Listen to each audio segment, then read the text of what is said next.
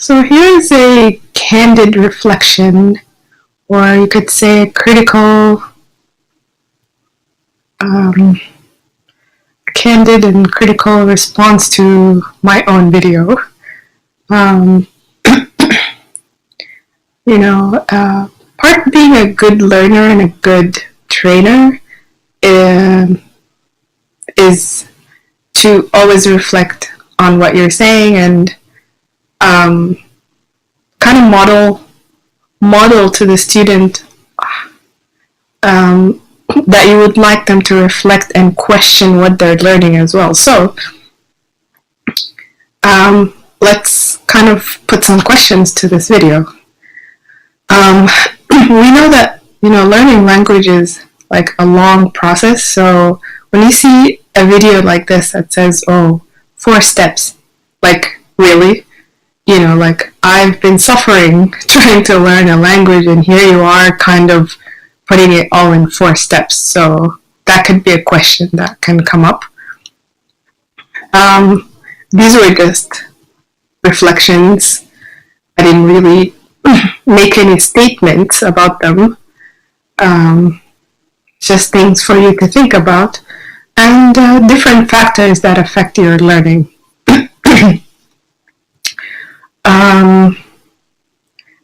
That last point just kind of came at the right time because I watch some videos about presentation and giving an excellent presentation, and it's like, try not to cough, try not to do this, try not to do that, and I don't know if I'm aiming for perfection yet, but I guess I do have enough experience to say that a lot of students have learned something, and some have learned a lot about language from attending my classes. So there's something I'm doing right. And sometimes, like, it's not just the program or just this or that. This is why the 4-step model is pretty nice, because some people did not catch on to my style of teaching, but maybe they got motivation, So I don't know if I'm aiming for perfection yet, but definitely, like, I am definitely into my career as much as I just love it so much.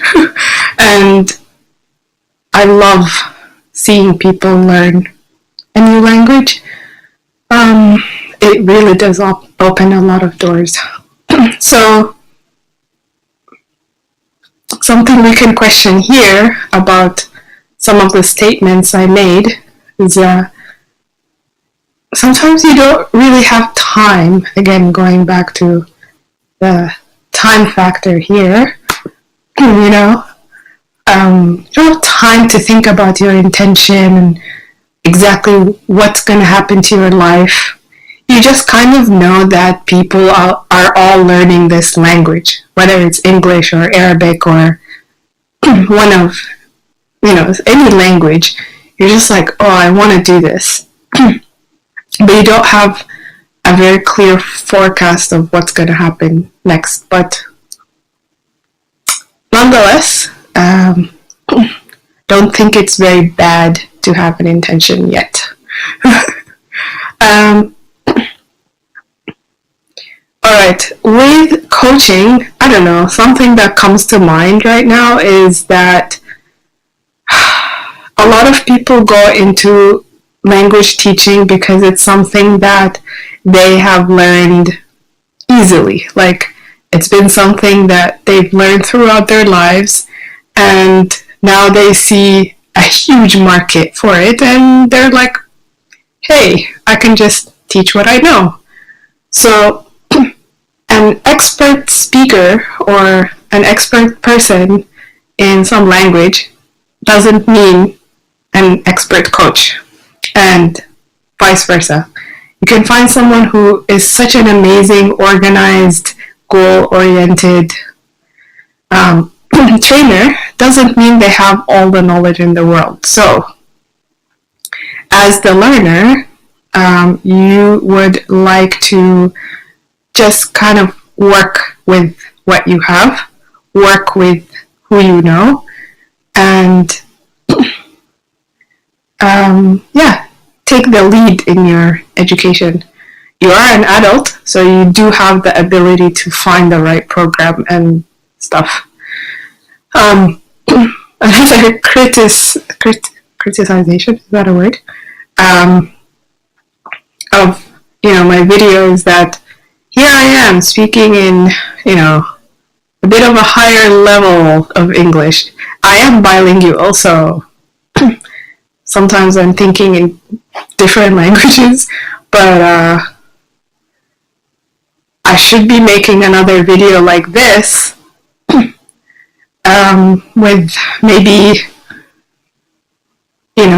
more understandable language. So I have many questions to myself. Alright. Again, questions doesn't mean, you're not confident. It just means that, what we want to learn is the language. Nothing specific. Like, I'm not teaching you any values about life. I'm not really teaching you anything, set in stone. I'm trying to get you to a level where you're able to do this, be able to speak and criticize yourself and criticize anything you want in that language. So, number 3.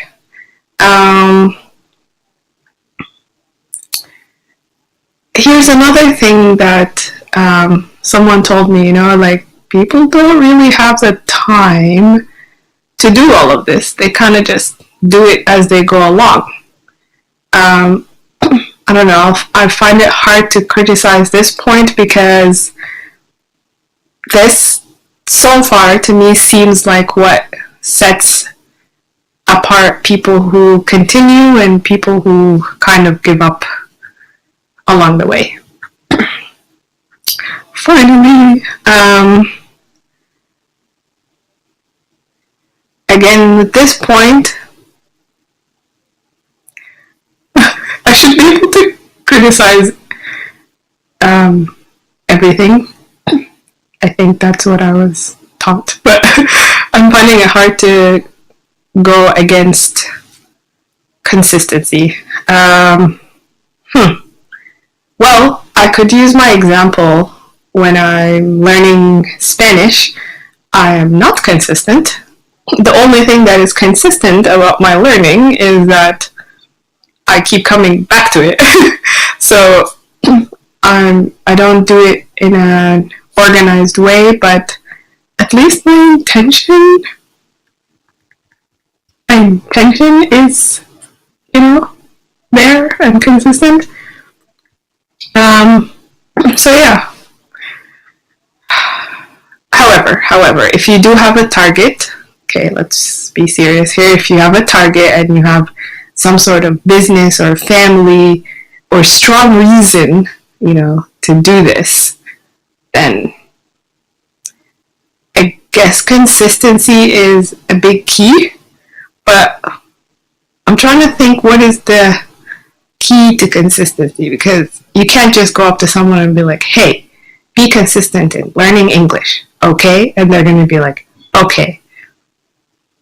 Unless you realized the importance of consistency, maybe it's a skill that you have to be taught, or maybe something that you have to learn.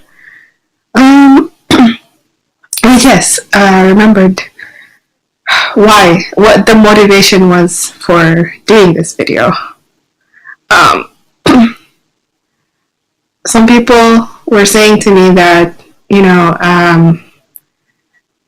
not everyone wants to hear this talk. Sometimes they just want to come to you